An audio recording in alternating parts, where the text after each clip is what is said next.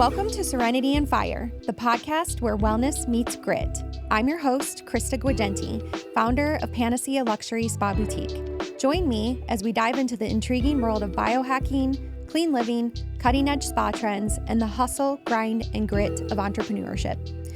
From my personal battles with weight management, infertility, and a 30-year journey to create and launch my dream business, to building a sanctuary for those who have been touched by cancer, I'm here to share real talk, inspire big dreams, and spark a passion for holistic living inside each and every one of you. So let's dive in. Welcome back to Serenity and Fire. Today, I have a very special guest on the show, and he's special for two reasons. One, because he's the first guest that I've had on the podcast, so I'm super excited about that. But who better to have as my first guest than the most important person in my life, and that would be my husband, Jason. As many of you know, running a business means long hours, constant hustle and grind, and a lot of endless nights and personal sacrifice. For me, I 100% could not do any of that if it wasn't for this amazing man behind the scenes, holding me up and holding everything else in our lives up at the same time. He's the one who not only supports me in everything I do and every crazy dream that I have, but he calms me when I'm freaking out. He grounds me when I'm losing my way or feeling frustrated or inadequate. He loves me when I need it the most. Even though he probably hates this part of our marriage the most, he's the only one who rescues me when things aren't going as planned. And we may get into some of those stories here in just a little bit. But in hindsight, those crazy situations always end up being the funniest stories that we tell to all of our friends. But I wanted to have him on the show to express my sincere gratitude for everything that you do for me. You're my rock, you're my soulmate, you're my partner, you're my best friend, and you're everything in between. And I definitely don't get to thank you nearly enough. So first and foremost, thank you so much for being all of those things and doing so without ever complaining. You're welcome. I'm not sure how you do that. But for everyone listening, I also wanted to have you on the show today because behind the scenes, there's so much that goes on that no one else sees. And I thought that those people might like to have a glimpse at what that looks like, because behind every successful entrepreneur is, and this is definitely true in my case, there's a very patient and supportive partner who has seen it all, who's been through it all, and who's been there right by my side all along the way.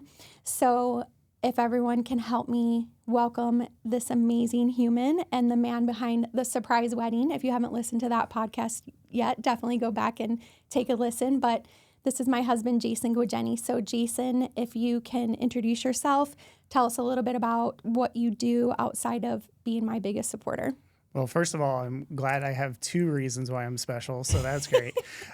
So my name's Jason Gwajeni, obviously Krista's husband. I've been in healthcare for 25 years. I run Central Ohio Urology Group as their COO for the last 3.5, and just really love my job, but also love supporting my wife and her ventures. It's been a really exciting trip so far, and it keeps getting better as we go along. Let's jump into some questions about what it's really like being married to me. I'm sure that everyone out there listening will love this, especially my staff if they're hearing any of this. So let's dig a little behind the scenes. How would you describe what I do for a living in your words? Well, I would say what you do for a living is you're a creator and you have vision. So you've been trying the last 25 years to put this vision together, and you've been successful in doing it. So your vision's always been to have a beautiful place for people to relax, that's healing, that's a clean environment, that's fun, also helps oncology patients. And a big dream like that is hard to do. And I've just loved your passion to get there. I mean, it's been incredible to sit back and watch, and not just sit back, which I'm sure we'll get into as well. But I think your job is that and creating jobs. I know that's important to you, is that part of what you've envisioned is not only all the things I just said, but you're creating jobs for people and trying to create an environment that people want to work in and be happy in their jobs. And I think that's one of your main missions as well. Oh, you actually do see all the things that I do. I love that. Of course I do. What do you feel like is one thing people don't realize when it comes to living with someone who owns a business? Well, I think you got to be all in as the partner, right? Mm-hmm. I mean, it's not hey, you go do your thing and I'm just going to sit over here and do mine, right? So you've got to be involved. Yeah. If you're not going to support your partner and being an entrepreneur, it's probably not going to work out very well. I mean, there's times where I love getting involved and being with it, and there's sometimes I don't.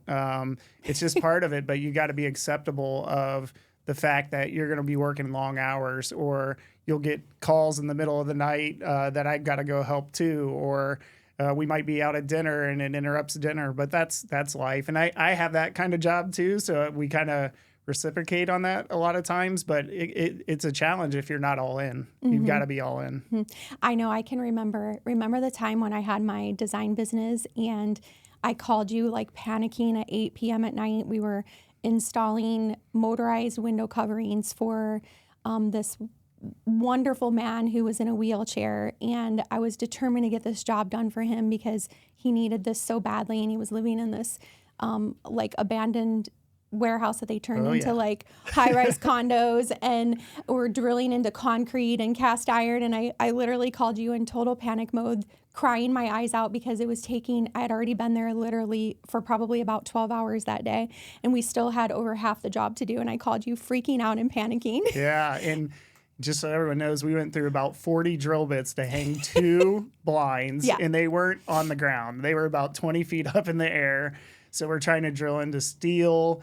And this was when we first had the business. We didn't know about the hammer drill. So we had regular drills trying to drill into steel. Sure. And basically we just burnt through drill bits. And it was super agitating for both of us. But again, we stuck with it. We didn't fight with each other. We figured out the hammer drill. We bought one. Yeah. Went great after that. We learned a lot on that job. But we had a lot of stuff like that at your first business where it was always an emergency call. I get off work and all of a sudden, I need your help. Come out here. I can't get this blind in. And for people that don't know, Krista is way better at a drill than I am at this point. Like she is awesome at a drill because she did this for 10 years. So sometimes I come in to help and I'm like struggling so bad to get blinds in the wall and she's just going, or I'm the one climbing up on the ladder because you're afraid of heights. Yeah, I'm afraid of heights. So you always see Krista up on the ladder in heels, by the way. Heels on a ladder, not very smart. But she'd be up there and people would come out look and I'm holding the ladder and she's way at the top and they're looking at me like, okay, that's great. Hey, you got to look good while you're working. That's true. Come on.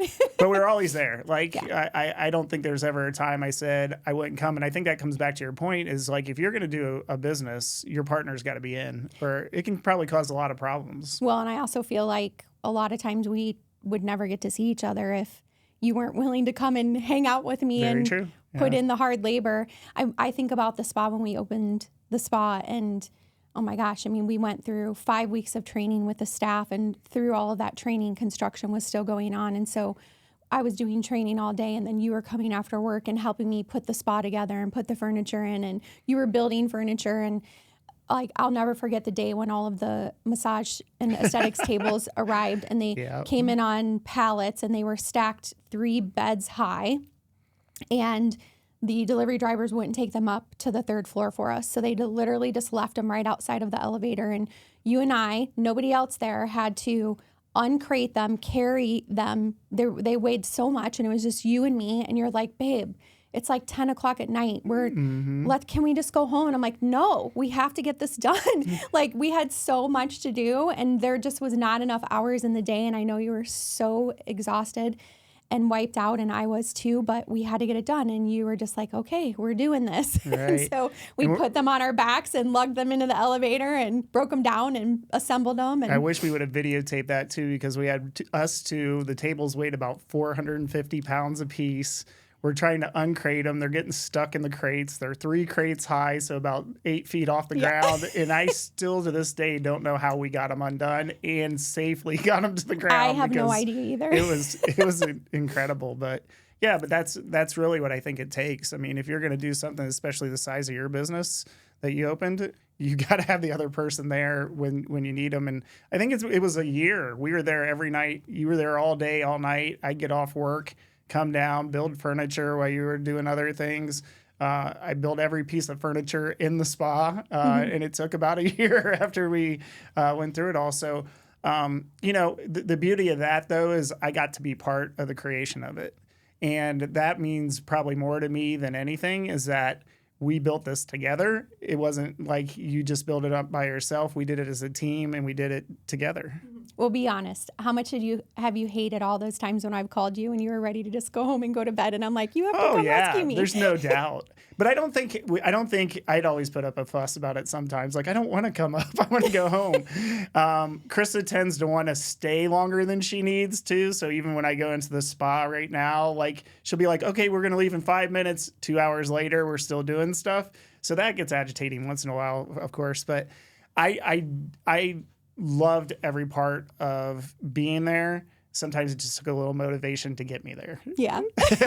That's for sure. But we really did. I think we only got tense with each other really one time, and that was at the grand opening.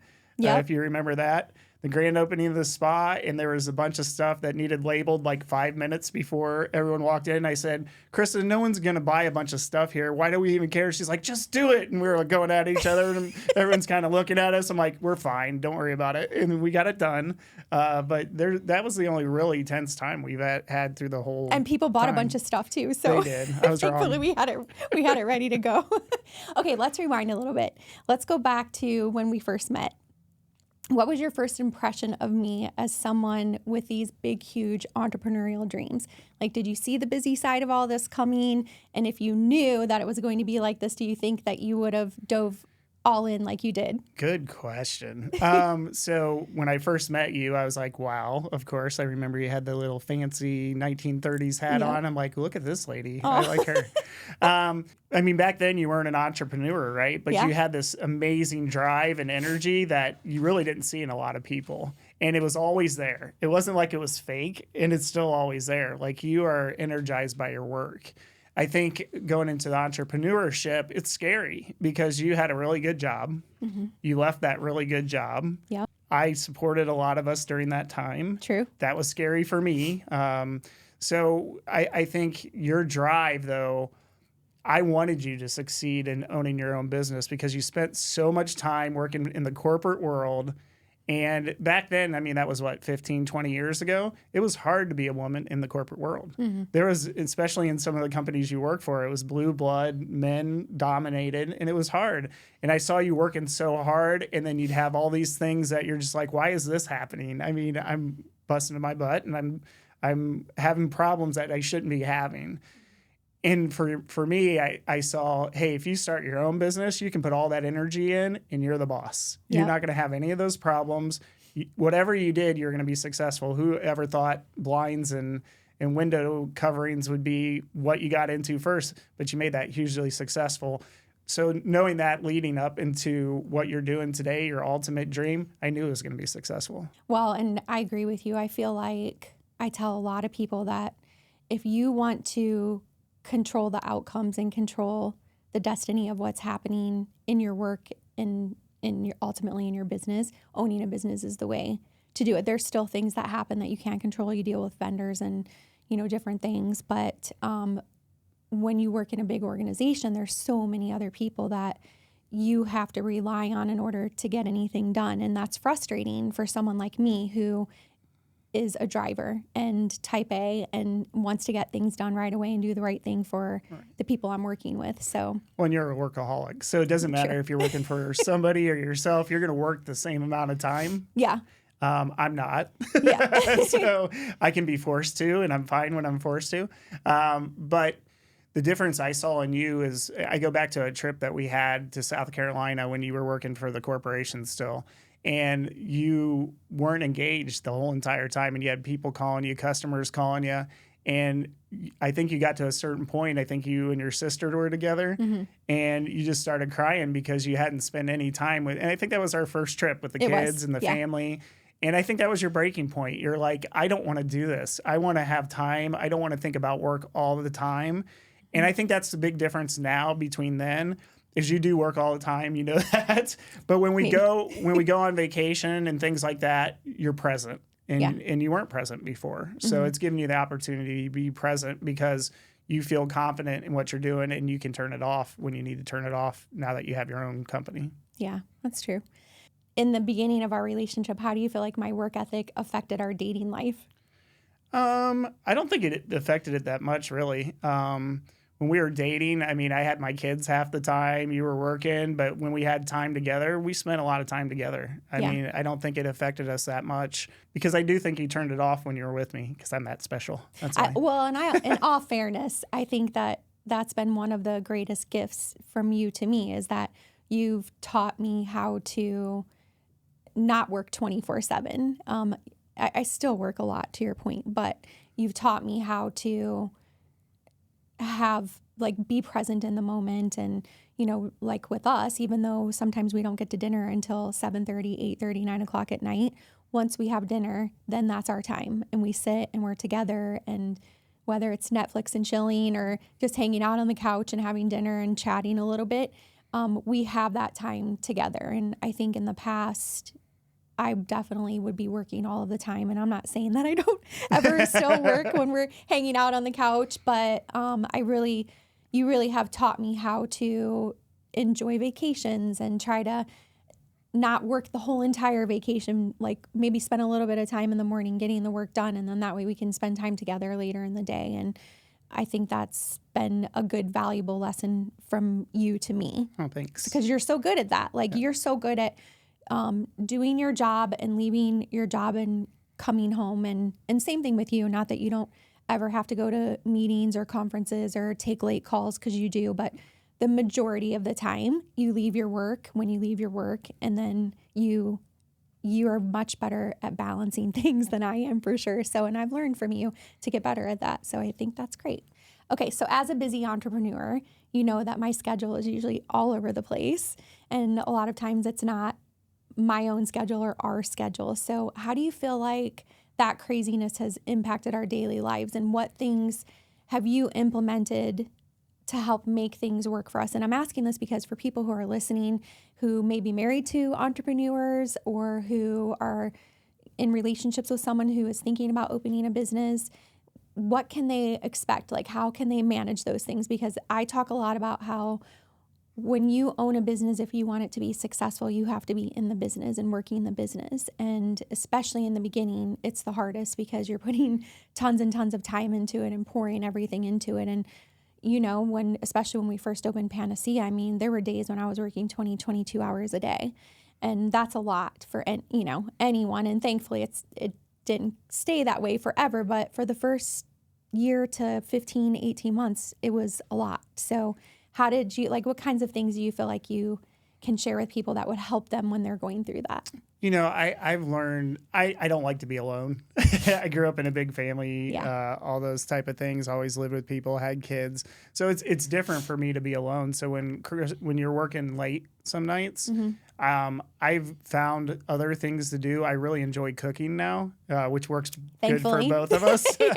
But I found things like that to enjoy. I probably wouldn't eat half the time if it wasn't for you. Yeah. But a lot of times we do hang out. I'll come up to the spa and hang out while you're there late. Those type of things. But for me, I've definitely found some passions like cooking to kind of fill the time. It does give me some time to do some work too. I think a new thing I'm starting to do is getting into stock trading. So I do a lot of that when you're not home and sit out there and do that type of stuff. But I mean, all around, I feel like we have a lot of time together. I think the cooking's probably been my favorite thing.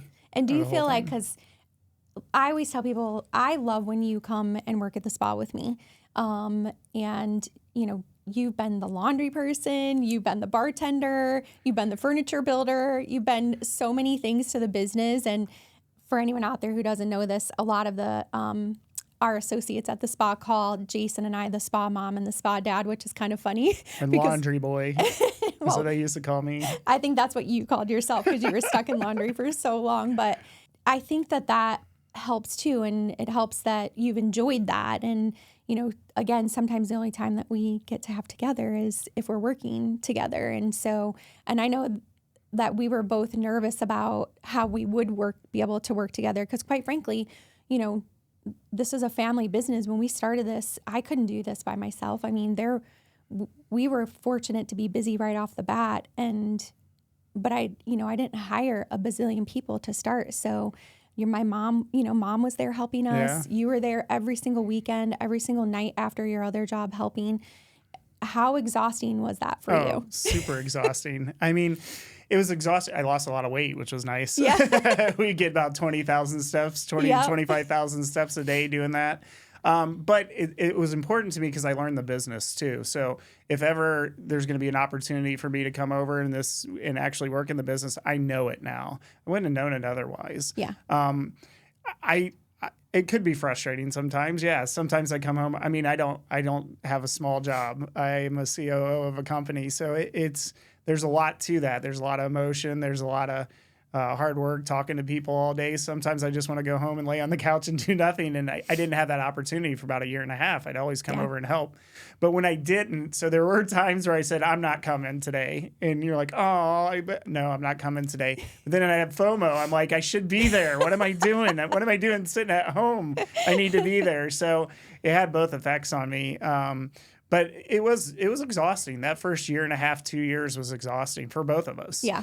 And now it's kind of got into a better rhythm where I'm not there every day. I'm there when needed, but I don't spend every night and every weekend there, which is kind of nice. But, yeah. And now we have managers that help support us, and I don't have to be there 7 days a week. Yeah, you have some really great leaders. And that I think is the transition for a business is when you start off, a lot of times you're the leader, right? Mm-hmm. And that's how you started off. You were the leader. It took you a while to get some good managers and good directors in, but now you can kind of step away and do the strategic things that you want to do, where it's not folding laundry and mopping floors and doing those kind of things. Because if we had to, we'd do that again, right? Yes, for sure. But you can't move your business forward unless you find good people and good leaders to be part of your team and part of your family. Mm-hmm. Okay, so now that the dust has settled a little bit on Panacea opening, we've been open 2.5 years now. What do you feel like is the hardest part of being married to someone like me? I think you do work all the time. And so some of the hard things are we'll be watching Netflix, and this isn't hard, but it's annoying. We'll be watching Netflix. She'll start doing something for work, and then I'll rewind that. I didn't see it. And I'm like, okay. I rewind it. 5 minutes later, I wasn't paying attention. Rewind it again. And I literally have to hear every word and see every scene. And you don't. You just you don't care. Yeah. So that can be annoying. I think sometimes having the attention, right? I want some attention. I just looked at my zodiac sign and what it means. I'm a Cancer. I need attention. So sometimes I don't get it and I get frustrated with that. And we've talked about that before, and it can be frustrating for me. But, at the end of the day, we're happy together and we're happy in doing what we're doing. So the little frustrations don't bother me because I know we're lockstep in what we're doing and we both enjoy it. Yeah. So yeah. Now I do have to say, Krista has a very interesting knack. Like I said, she works all the time. So we'll be sitting and she'll be typing on her computer while we're watching TV. And all of a sudden she'll just fall asleep instantly. All right? True. Instantly. True. And about 2 or 3 minutes later, she'll wake up and continue typing exactly from where she left off. Doesn't miss a word, doesn't miss, type something wrong. It's instantly, and it'll happen 4 or 5 times in a row. Yep. Fall asleep, get back up, type again. It's true. I've never seen anyone do that. It makes me laugh every time, still to today, when I look over and she does that. I'm like, this is just hilarious to me. 17.5 years later. Yeah, it's funny. What do you feel like is the most rewarding thing about being married to someone like me? It's really invigorating to own a business together. Mm-hmm. I mean, you feel like you accomplish something. I feel like when I go to work, I accomplish things, but it's not the same feeling as something that you own. Yeah. And I think that's the best part for me is that we own stuff, right? Mm-hmm. And I'm not involved every day. Starting businesses is hard too because you got to have one person bringing in some money while the other one's working on bringing in some money. True. And with the spa, there was a pretty big gap between the last business and the spa. And I had to work to be supportive. Hopefully someday we can get to a point where I don't have to do that anymore and I can come in and work side by side you every day. But it can be hard. It's hard. Yeah. Well, and let's be honest, you love when you come in and get to work at the spa and get to talk to all of the clients. And you've always had this vision of, being the Italian restaurant owner who walks around and talks to all the people, or the bartender who hangs out and socializes. And I love when I see you in the spa and you're walking around and talking to the clients and sharing them, touring them through the space and sharing the story with them and like just watching you engage with people. I think you love that too. Oh yeah, it gives me energy. Like working with the staff too. I love the staff. I love talking to the staff. I love getting to know them. I love working side by side with them. But yeah, the clients that come into the spa, that gives me energy. I love talking to people. I'm a social person. I like being around people. It's kind of like my dream job to be like front of the house of something like that and be able to just keep everyone happy and keep everyone going and keep the employees going and happy too. It's my dream for you to be there doing that too. So over the last, we've been together about 17-ish plus years. We have kids and pets, and can you talk a little bit about how we've divided responsibilities, like when my work takes a priority? I know like one thing I can think of is when our basement flooded. And when we were first opening the spa, this was literally like, I think 6 weeks after we opened the spa. It was, yeah. And our basement completely flooded and you were gone and I called you. I think you were at the grocery store or something shopping, and I was in pure panic mode. And like, talk about that story a little bit. Well, so I get the call and I'm like, what's going on? She's like, the whole basement's flooded. The whole basement's flooded. You gotta get home. So I come home and I'm like, okay, this sucks, but we can get this done. And she kept running around me, like panicking. What are we going to do? This, that. I finally just said, Krista, leave. And she's like, what? I was like, please leave. I felt so bad because I didn't want to leave you there with all that mess. There was so much stuff. You were stressing me out more than the stuff. So I was like, please leave. I can get this taken care of. It's going to not be fun. I had to dry vac, I don't even know how many times up and down the stairs I emptied the dry vac, probably 100. But I knew she was stressed because of the spa opening. The spa just opened. I just said, please leave. It's not going to help for you to be here because you're so stressed out about everything else. This is just going to make it worse. But that's the things we do for each other. I mean, we're good at this point in our 17 years. Like, if I'm bugging her, she's bugging me, or I can see that she's so stressed that this isn't going to be good for her in the long term, I'm just like, I got it. And you do the same thing for me. So it works really well. Well, and then it flooded again. And Yeah. And it was like a fire hydrant going off in the basement, and I called you and you were at Kroger again. I was at Kroger again. I'm like, you got to be kidding me. And this was like maybe 6 months later. Yeah. But this time you're like, I'm leaving. Like, I'm not going to be home. I'm like, good. We got that situated. But in all fairness, you cleaned it all up. You went to work. I think you had a dinner or something that night. Mm-hmm. I got home at probably 10 or 10:30. And I saw all those wet rolls of carpet in the garage, and the trash was the next day. And I was like, there's no way I can have him carry all those out after cleaning all of that up. So I lugged all those wet rolls of carpet out to the street with the trash cans so that they would be out there when you got home. So, you did all the hard part, and I did what I feel like was the easy part of that. But I felt so bad when I got home and I saw all that carpet. Okay, can you share a time when my business brain has like totally taken over at home or like at some point in our relationship? I can always notice when you're stressed because you start driving me. True. So I can always pick up on, and I call you out on it now. And sometimes that causes a little riff for a second. It's true. I feel like we always take out our frustrations on the person we love the most. They're like the most accessible. They're right there. They're the closest. That's definitely the case for us. Yep. So how do you deal with that? I call you out on it now. I'll call you out on it. So if I feel like you're coming at me like because you're stressed or something else is going on, I'll say stop. I'm not doing whatever's going on. Yeah, you can usually tell when like there's something else that's motivating the frustration. You're very telling when you're getting frustrated because your demeanor towards me changes, and I'm able to like, okay, I can see it coming now. That's because I can never do that at work or like with anyone that I work with, because I have to be that strong, calm, positive, optimistic person. Presence, and not that I don't always want to be that for you too, but I feel like sometimes that's just when it kind of falls apart, or when all of that just kind of like creeps in. You get home after working 10, 12 hours and you've had a really super stressful day, and like, you're the one, Yeah, and unfortunately. usually it rolls off my back and I don't care, but sometimes I do. Yeah. Sometimes I will say something for And sure. I will say when we first started dating, you weren't good at that. I was terrible at it. Yeah. Yeah. In my first marriage, I was terrible at it. I never pushed back on anything.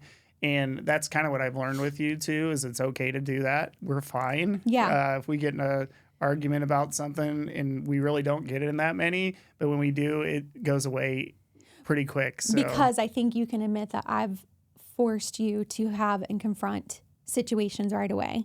Not forced you, but like you've seen me do that with my sister and my family. Yeah. Like we're very vocal and very, if something's going on, we tell each other. If we're upset about something, we tell each other. Like we don't let it linger on and fester and become passive aggressive with each other. Like we always put all the issues and the problems right out on the table and take care of them. And I think that was really hard for you when we first got together because you weren't used to that. Your family was not like that. Right. So I think, that's how you've gotten better with that over time. And maybe sometimes I'm a little too aggressive. A little bit, yeah. But I think the other thing I've learned in our relationship is to be patient. I'm always on time. I like to be on time. Chris is always late. True. Anywhere we go. But I've gotten good with, unless it's something really important for me that I need to be there at a certain time, I kind of just like, well, we'll go when we go, I guess. Because I like to be at events on time. I like to be at stuff right at the beginning. I've kind of learned not to worry about that. And same with airplanes. So Krista likes to get on the airplane, get in line to go through security about 5 minutes before the plane takes off. No, before it starts boarding. Sometimes it's really close. And I'm a freak when it comes to that. Like I panic before flying that I'm going to miss my flight. But I've gotten better, and we've come to an agreement that if we miss a flight, then I'm in charge of when we leave. Right. And we haven't missed a flight yet in 17 years. So she's still...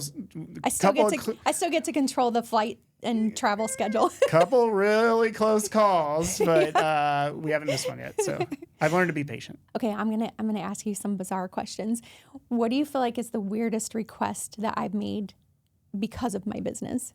Or maybe something that you thought like, what is she thinking? I can think of one instantly. Okay, tell me, because I can't think of one. The Miller Avenue house flip. Oh, geez. I put that behind myself. I don't even remember it anymore. So, yeah, that was crazy. So, Krista loved Joanna Gaines and totally love her. That whole show, and had this crazy idea, let's flip a house. Okay. Well, actually, my idea was that we would become the Chip and Joanna Gaines of Columbus, Ohio. And we would do everything, window treatments and tile and the whole design and plan and everything. So that's how it started. So my and her partner's wife, when they were talking about doing this, we swore we were not going to be involved. We're like, this is a bad idea. We don't want to be involved. Well, I ended up being there. But why was it a bad idea? Why was it a bad idea? This was a total gut house. We were not talking about replacing a bathroom or putting in new carpet or giving paint. It was down to the studs, had to take the roof off. 100%. All the siding, it was a rebuild, new flooring, basically. And at the end of that, I did not want to go back to that house ever again. I think we actually could have torn it down and just rebuilt it for cheaper. Yeah, it was quite an experience. We've never done one again because I told Krista if we ever do one of these again, I'm out. That's how bad it. And you swore you would not get involved, and then we had it.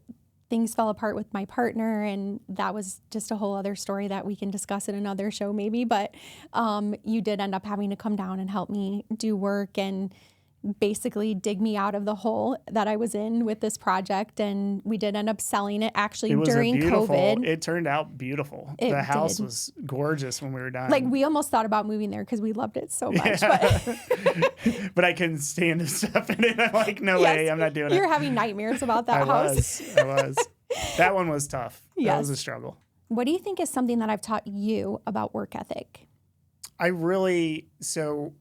In healthcare, it's really hard to build a positive culture. I've had success in a lot of jobs doing it in pockets and different places, but it's really hard to do in healthcare. You're dealing with sick people. It's a hard job. It's head down all the time. It's stressful. I think what you've showed me in business and at the spa especially is that warm care touch for your employees. You have a great space where you allow your team to use the amenities on Tuesdays. You always have some fun activity and some fun things to do in the meetings. So it's really showed that that you can build a culture that's fun, that is accountable. People are doing their job, but you have extra things and you really care about them.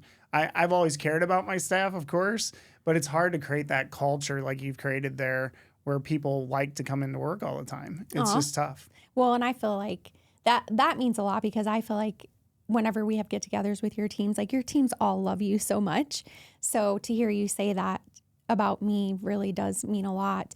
I think one thing I've always admired so much about you and watching you with your teams is how well and easily you are able to delegate things to people and how much trust you build in the teams that you've developed. And they appreciate that. You can see that whenever we're with them, they all trust you. They all love you. So I think that's awesome. Yep. What's something that you feel like you've taught me about slowing down? Or have you taught me anything about slowing down? I don't know if I've taught you anything. I think I've subtly got you to do it sometimes, especially on vacations or I think where you slow down is when you can be around friends and family. So when we can do things with friends and go out and do stuff, you slow down at that point. Unless there's something emergency come in or not, you're there. So I think you've just learned over time by being with me that time's important. Yeah. And I think you focus more on it now of trying to be present in those situations to where you weren't before. Yeah. And I think you secretly try to get me to places where I can't have my computer. I do. So like golf. Yeah. Golf has been the best thing. So we just started golfing been so fun. 3 months ago probably. And that has been great because we're not staying in the house. There's no opportunity to work. We enjoy it. We're having fun together. I mean, it's been a game changer for us. We're not that great yet, but we're getting there. Yeah, actually, we're horrible. We're pretty bad, but we have fun. We have fun doing it, and I love the fact that you want to do that because it does give me 4 hours of your attention. Okay, if another person's spouse is thinking about opening a business, or maybe their partner that they're with already owns a business, what advice would you give to them when it comes to keeping their marriage and their relationship together while also supporting their partner's big dreams? Well, I think number one, like we talked a little bit about before, if that spouse isn't fully bought into starting a business, then it's not going to work. I think they can ease into it, but if they're just dead against it, it's going to be really hard. I think you've got to be able to be willing to give up your time together. Yeah. Or be there, one of the two. I think also, too, don't you feel like we had lots of conversations before I even ever opened my first business? Yeah, and absolutely. If you remember, my first business was a franchise, and it was really awesome because my franchise consultant, remember, she did tons and tons of interviews with me, but she also interviewed you and asked you lots of questions and made sure that you were going to be supportive and that you would be there for me through the development of creating this new business. So I think we learned a lot from that experience, and that created and opened a lot of doors for us to have a lot of conversations about what life was going to look like and how our schedules would change and how we could be there for each other. Yeah, I think what spouses have to understand too is that it's going to be a tough 2 years. It's not an easy 2 years. When you're learning a new business, when you're getting a new business up, it takes a lot of time, and it takes there's a lot of pressure points too. We went through a lot to get Panacea open financially, trying to get loans, not getting loans, having to sell houses that we own on campus to be able to do it. So there's sacrifices and compromises back and forth.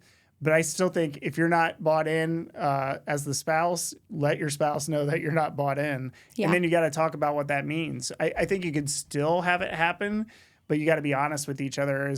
Am I going to be involved or not involved? If I say I'm not going to be involved, are you okay with that? Well, and the spa is our third business that we opened, and really fourth if you count our rental properties. And just like with the rental properties, when you wanted to do rental properties, I was like, that's right. I'm all in on this. Like, I'll help financially, I'll support you emotionally, but I am not going down to those houses and I am not taking the midnight calls when the toilet is clogged. Like, that is on you. Yeah. And we were fine with that, and that worked. Yeah. Yeah. So. And I kind of miss it a little bit. We're kind of out of that business now. And, but that's what I'm talking about. It's, I love that you say you miss that, but I also remember you moaning and groaning on Saturdays when you would get calls to have to go down and mow the lawn and stuff. It's like a weird miss, right? I hated mowing the lawn. I probably could have hired someone, but I'm cheap.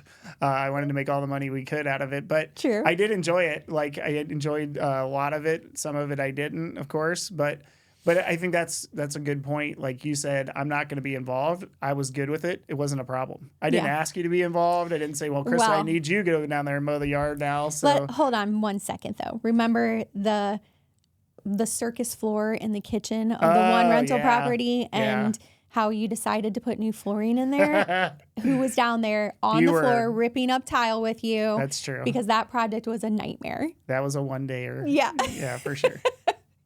Okay, I want to ask you, I want to do like a quick fire round of questions. Okay. So no overthinking on these. Just give me like the first thing that pops into your head.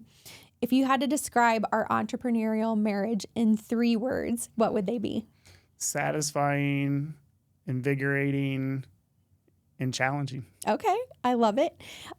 What's the worst thing I've ever asked you to do when it comes to helping me with a business?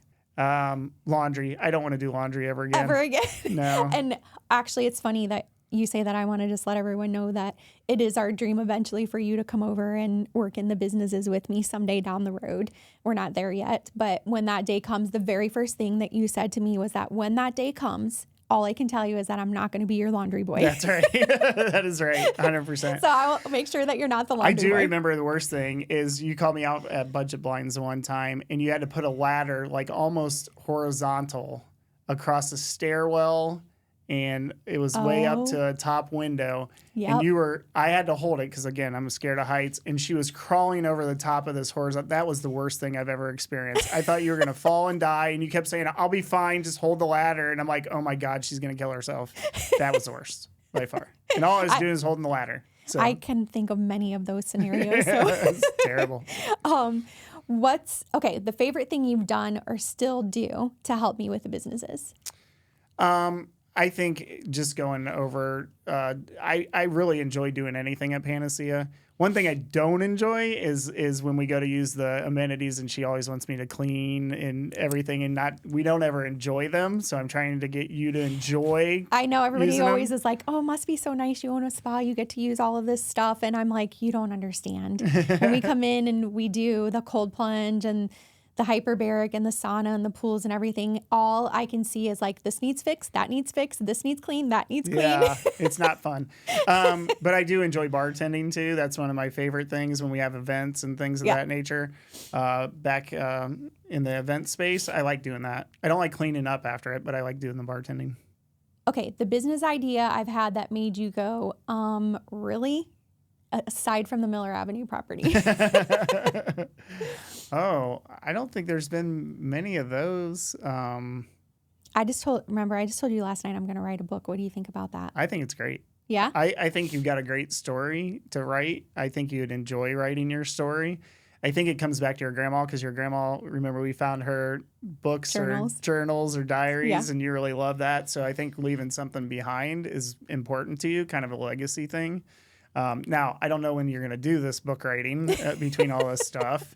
Maybe that's a good vacation thing to do in the morning or something. But no, I think when you said that, it made sense to me. I was like, yeah, that would be really cool for you to write kind of women's perspective on entrepreneurship and the things you learned as you went through. See, this is why I love this guy. I swear, he supports everything. It's awesome. I think you thought I was going to be like, what the hell are you thinking? I did. I kind of did. I thought you would. No, I was actually, it makes sense to me. Okay, what's one thing you'd love to see me do in the next 5 years? Next 5 years, we're expanding the spa, so I know that's important. Mm-hmm. I'd love to see us put one in like a really nice big city other than Ohio or in Europe would be awesome. That would be very cool. Because that gives us the opportunity to go to Europe, but also to put a concept and see if it'll work, which I know it'll work over there. Paris Paris is would calling be great. my name. I'd love Paris. Anywhere in Italy would be amazing. Yep. What's the most ridiculous entrepreneur habit of mine that drives you crazy, but that you secretly love? Working in bed. Yeah. It drives me crazy. And you secretly love it? I don't secretly love it. Okay, as we start to wrap up, I just have a few last questions. The first one is, how has being married to me changed your life? Well, number one, I have my life partner and not just my wife. Like, we want to be around each other all the time. True. And I feel comfortable all the time around you, and that's where I want to spend my time. So it's really changed my life. It's made me more relaxed.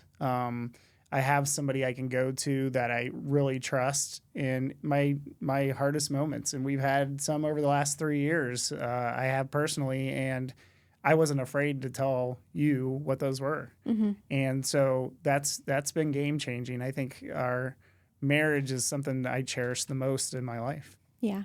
And I think it's awesome too, because our girls see us and our relationship, and I feel like look up to us. And that's important to me. I think that's absolutely a cool thing. Yeah.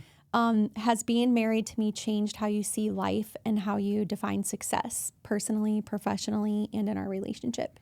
Yeah. I always wanted to retire by the time I was 50. And True. I see where you've built this business. We built it together, where it's going, and I could work for a long time.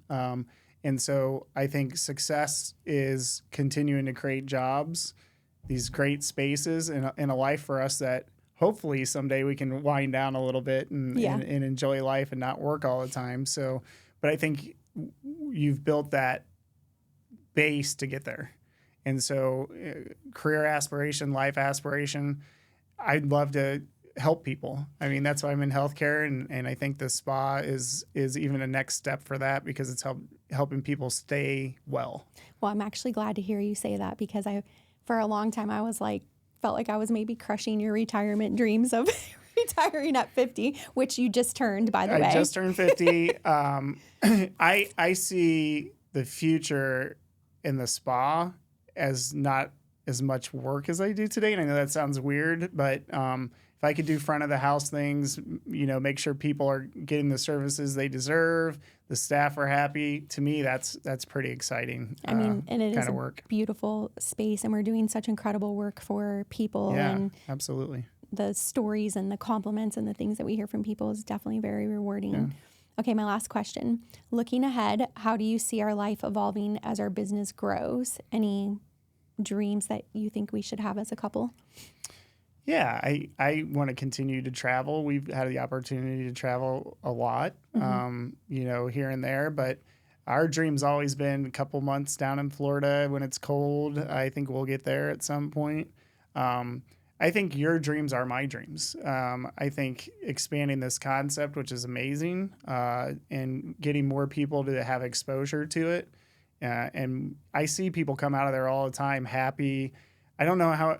There's so many people that come up to me out of nowhere and just say, "Oh, my friend went to your wife's spa the other day. She had the best time she's ever had. She said it was life-changing." Aww. I have doctors I had a doctor getting his hair cut, and they were talking about our spa, and he's like, "Oh, I know who owns that." And they're like, "Oh, tell him it's the best place we've ever been." That's cool. Cool. That means you're changing people's lives and making people's lives better. And that's hard. Like in the healthcare business, like a lot of times you're telling people they have cancer and we'll get you treatment and yay, it's hard to get people excited about that. You're in a space that can help people continue to be well and give them a happy and fun experience. So it's really invigorating to me to be in there and see it.